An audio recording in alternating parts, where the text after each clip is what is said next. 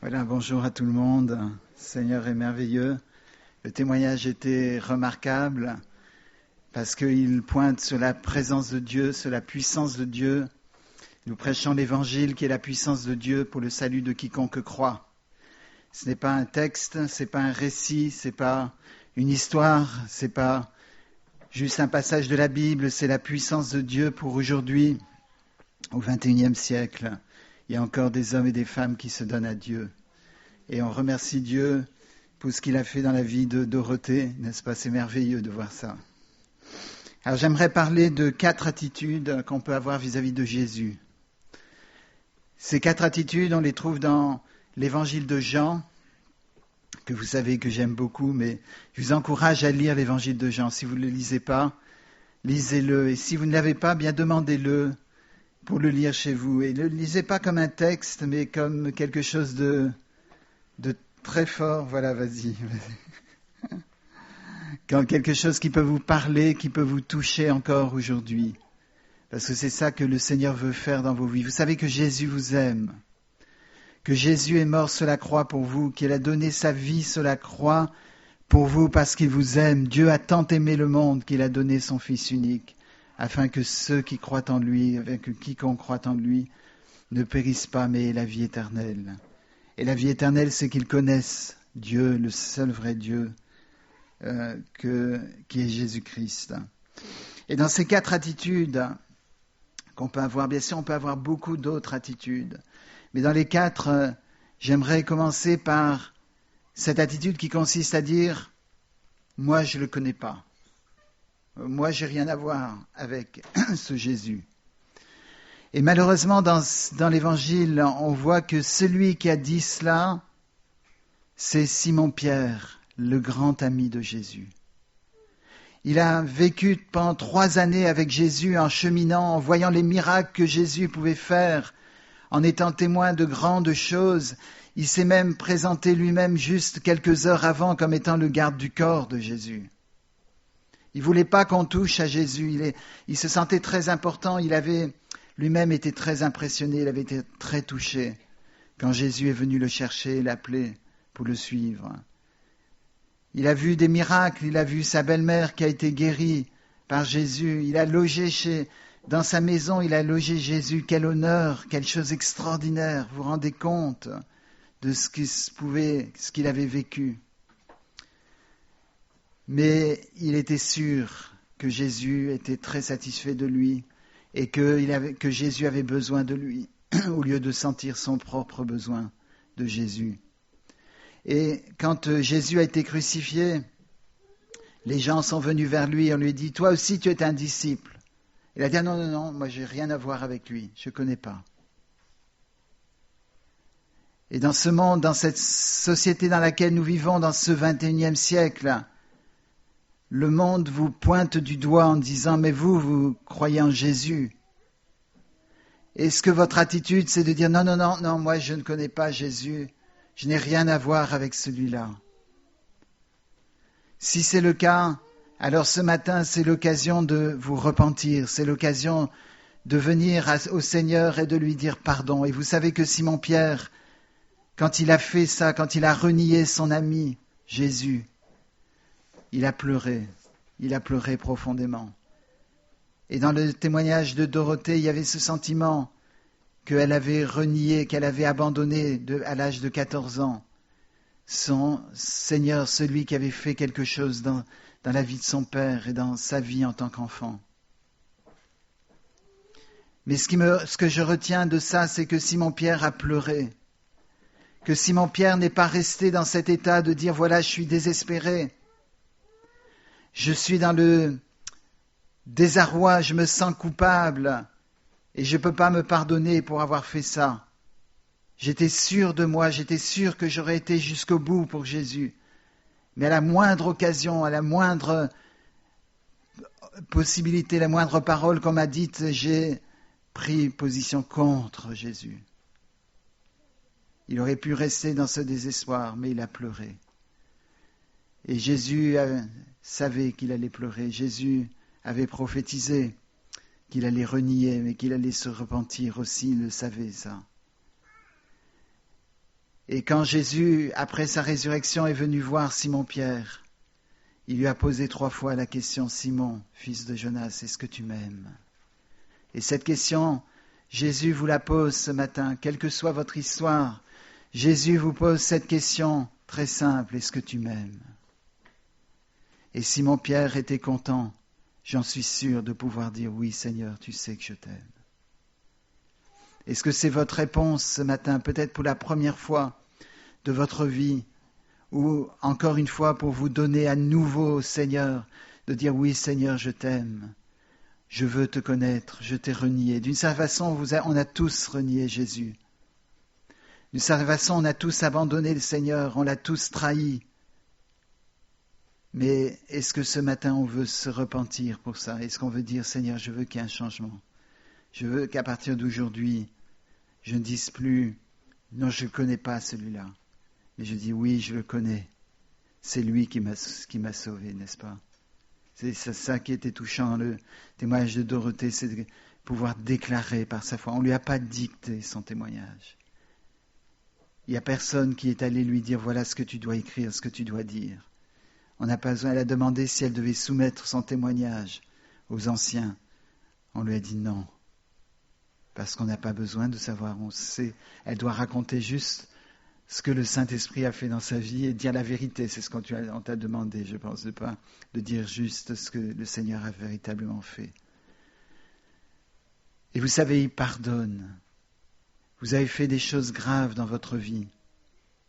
Simon-Pierre avait fait quelque chose de terriblement grave. C'est triste, c'est terrible de trahir un ami quand on sait qu'il va mourir pour des raisons injustes. Il ne pouvait certainement pas, d'une manière humaine, se pardonner. Mais Jésus lui a pardonné, il le savait. Il savait que Jésus le pardonnerait parce qu'il connaissait Jésus. Ça, c'est sa première attitude, c'est de dire, moi je ne le connais pas. J'ai rien à voir avec lui.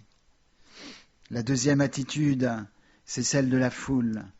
Et vous pouvez entendre la même attitude qui se manifeste autour de nous, dans le monde autour de nous. C'est crucifie-le. Cette attitude de dire on n'en veut pas. On ne veut pas de ce Jésus. Et le monde rejette de plus en plus, au nom de la laïcité ou au nom d'une autre puissance, d'une autre dictature, va décider qu'on doit supprimer le nom de Jésus des consciences. Un certain Lénine a eu la même idée il y a bien longtemps, au XXe siècle, quand il a dit « je vais supprimer de l'URSS même la notion du nom de Jésus, du nom de Dieu, même la notion de la foi ». Et ce qu'il ne savait pas, c'est qu'il allait être utilisé par Dieu pour changer les circonstances totalement. Et il a approfondi l'Église sans se rendre compte, parce que les chrétiens ont pris position pour Jésus. Est-ce que ce matin, le cri de notre cœur, c'est crucifie-le? Je ne veux pas entendre parler de ce Jésus. Je ne veux pas qu'on en parle parce que ça me trouble la conscience, ou je ne veux pas qu'on m'en parle parce que c'est de l'obscurantisme. Quand vous avez rencontré Jésus-Christ, vous découvrez que ce n'est pas de l'obscurantisme, que Jésus est la lumière du monde, et que c'est là où vous étiez avant que se trouve l'obscurantisme et l'obscurité. Mais en Jésus-Christ, on rencontre la lumière qui éclaire la vie, qui remplit du Saint-Esprit, qui illumine la vie dans le sens où d'une vie ratée, d'une vie banale, le Seigneur veut racheter, relever la personne et l'utiliser et la faire marcher là où elle ne pouvait pas marcher avant, à cause des ténèbres. Si vous touchez au péché, si vous avez tous, on a touché au péché, on est plongé, on est né dans le péché. Mais vous savez que ça amène les ténèbres dans notre vie. Combien de gens sont venus nous voir pour dire combien ils sont tourmentés par des cauchemars, par des choses qui troublent leur conscience, à cause de séances de spiritisme ou de choses qu'ils ont pu faire dans le passé. Combien de gens, en résultat du péché, ont la conscience troublée. à cause du mensonge, à cause des choses faites en secret, en cachette. Combien de consciences sont troublées et souillées, et les gens marchent dans les ténèbres jusqu'à ce qu'ils n'en puissent plus. Mais le Seigneur est la lumière. Jésus a dit « Je suis la lumière du monde ». Celui qui me suit ne marchera pas dans les ténèbres, mais il aura la lumière de la vie. Est-ce que ce matin, vous voulez cette lumière dans votre vie? S'il y a des ténèbres, est-ce que vous voulez dire « Seigneur, prononce cette parole, que la lumière soit dans ma vie ». Pour la première fois, ou pour retrouver, comme Simon-Pierre, cette communion avec Christ qui peut changer votre vie, qui peut vous conduire. Ce matin, répondez, n'endurcissez pas votre cœur. Vous savez, cette attitude qui consiste à dire, oui, je crois, je suis touché, mais je veux refuser, parce que c'est trop dur. Ne refusez pas le Seigneur. Mais si le monde autour de nous crie, crucifie-le à nouveau, si le monde dit, moi je ne veux rien, on veut rien avoir à faire avec ce Christ, on veut qu'il disparaisse de la terre parce qu'il nous pose trop de problèmes. Alors que Jésus est venu pour chercher et sauver ceux qui étaient perdus. Il est venu pour chercher et donner la possibilité de vivre la vie éternelle sur la terre. Si les nations étaient, tous les membres des nations étaient des vrais chrétiens, des vraies chrétiennes, nés de nouveau, remplis de l'Esprit de Dieu, les sociétés seraient transformées.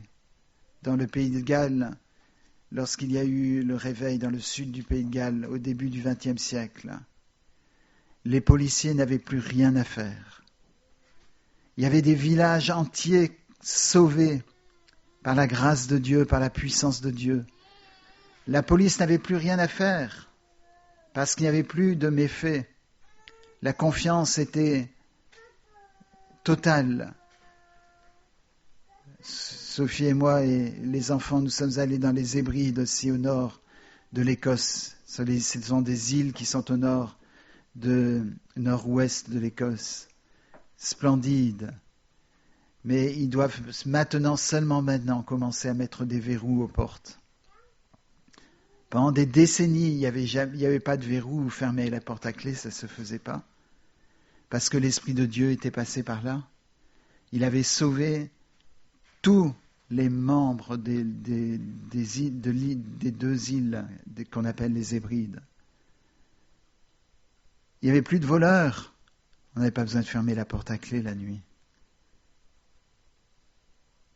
Mais on a rejeté Jésus. Nos sociétés et le monde dans son ensemble aujourd'hui rejettent Jésus et disent on n'en veut pas, crucifie-le. Qu'on en finisse avec lui, qu'on le mette sur la croix. Mais c'est précisément là, sur la croix du Calvaire, qu'il a prononcé cette parole. Pour vous, tout est accompli. Ça veut dire que dans ta vie, tu peux répondre aujourd'hui au Seigneur Jésus et dire « Je veux que ça change. Je veux connaître ce que Dorothée a connu dans sa propre vie. Je veux le connaître ce matin.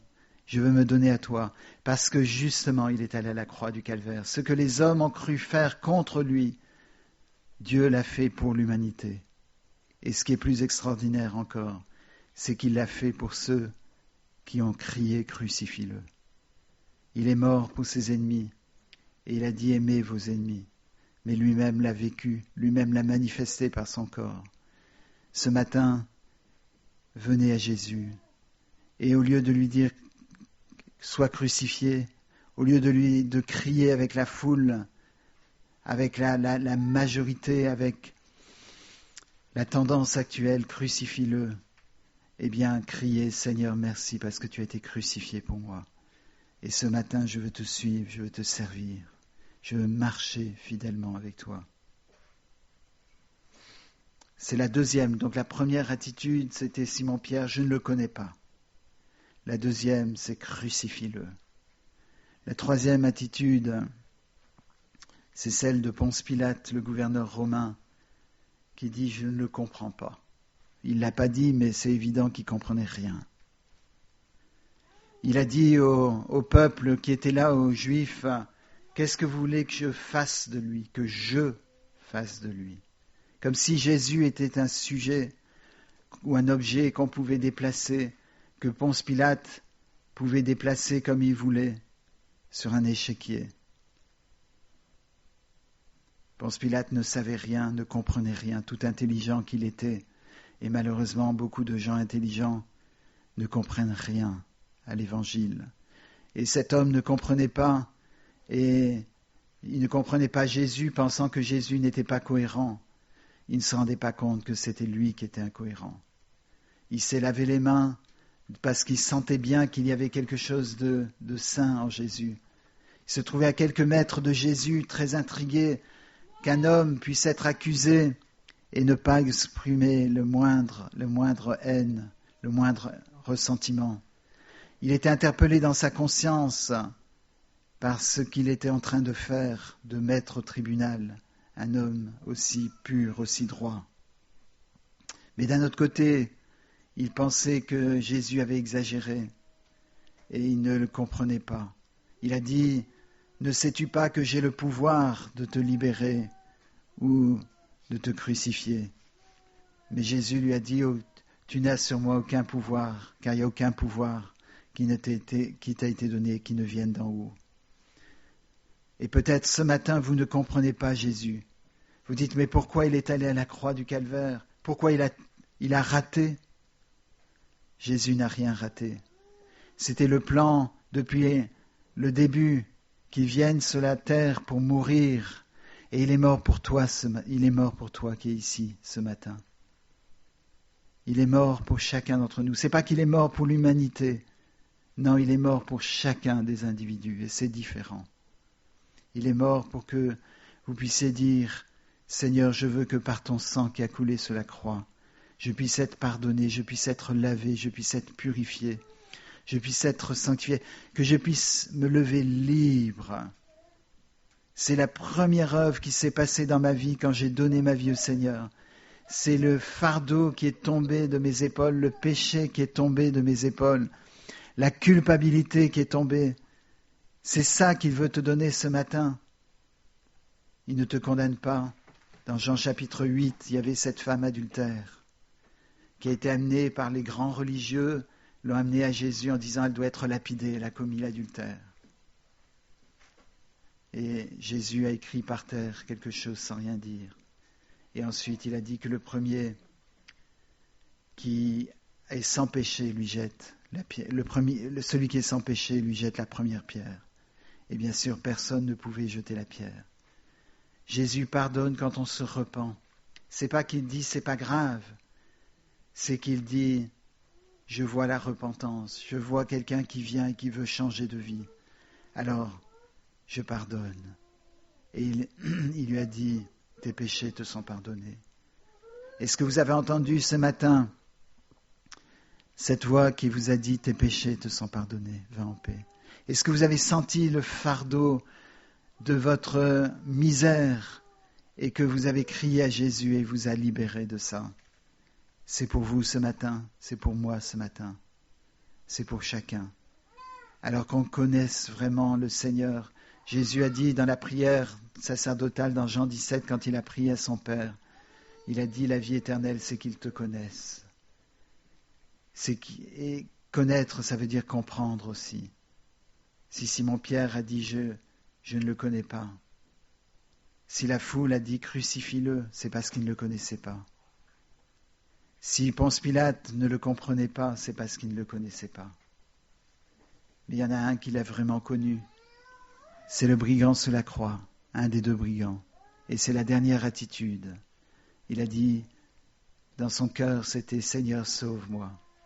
Seigneur, aie pitié de moi, souviens-toi de moi. » Et peut-être c'est le cri de votre cœur ce matin, que ce soit le cri de votre cœur ce matin, « Seigneur, souviens-toi de moi. » Cet homme était coupable, et j'aime beaucoup insister là-dessus, que Jésus n'est pas venu sur la terre pour les religieux, ou il est venu pour eux, mais il n'en voulait pas.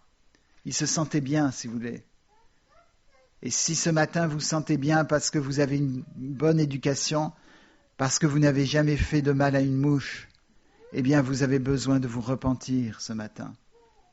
Parce que le Seigneur est venu pour chercher et sauver, comme on a dit, ceux qui étaient perdus. Il est venu pour ceux qui sont dans le péché. Et combien les gens qui sont dans la misère spirituelle, la misère profonde, savent de quoi on parle quand on parle de péché. Il y en a qui croient qu'ils sont bien, qui n'ont pas besoin d'un sauveur. Eh bien, cet homme se la croit à côté de Jésus, un des deux brigands. Il était condamné, il savait que c'était juste, il savait que c'était le sort qu'il devait vivre, parce qu'il avait offensé Dieu, parce qu'il avait offensé la société, la loi. Et le Seigneur savait que cet homme-là devait être sauvé. Et avant de mourir, Jésus a veillé à ce qu'il ait cette parole qui lui a été adressée. Aujourd'hui, tu seras avec moi dans le paradis. Est-ce que vous voulez aujourd'hui être dans le paradis avec Christ? Et le paradis, c'est pas juste après la mort, c'est déjà sur cette terre, cette présence de Christ. Est-ce que ce matin, c'est votre décision? Que ce soit le cas, vous pourrez passer dans l'eau bientôt. Vous voyez, on a plusieurs séries de baptêmes, on a 5 semaines de baptême. Mais pourquoi ça s'arrêterait après 5 semaines? Si vous donnez votre vie au Seigneur et si vous dites, Seigneur, aujourd'hui, je veux faire ce pas. J'ai commis des péchés, j'ai commis des choses infâmes, j'ai commis des choses que je ne devais pas faire. J'ai dit, je ne te connais pas. J'ai dit, crucifie-le. Je ne t'ai pas compris. Mais aujourd'hui, ma décision, c'est de faire comme le brigand, sur la croix, de dire, Seigneur, souviens-toi de moi. Pardonne-moi et sauve-moi. Et j'aimerais que vous puissiez, pendant un moment de silence ici maintenant, faire ce pas, pour la première fois ou pour renouveler auprès du Seigneur. Et si vous voulez le faire, eh bien, que vous leviez à votre place, pendant ce moment de prière où peut-être la musique peut être jouée lentement, doucement. C'est courageux parce que ça fait prendre position. Mais si vous voulez le faire du profond du cœur, il ne faut pas le faire systématiquement, juste comme ça pour répondre. Eh bien, faites-le pendant que nous sommes en train de prier, chacun s'examiner soi-même. Et quand vous l'avez fait, probablement peu de monde le verra. Eh bien, allez le dire après à l'un ou l'autre en disant « J'ai donné ma vie au Seigneur ce matin. Je veux que ma vie soit un nouveau départ. Je veux qu'il me pardonne. Je veux rentrer dans cette vie éternelle avec lui.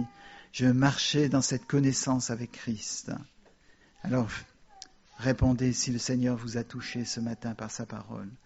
Si ce témoignage et ce baptême vous ont touché, vous ont parlé, eh bien, répondez à Christ. Ce sera un départ, un premier départ avec Christ dans votre vie.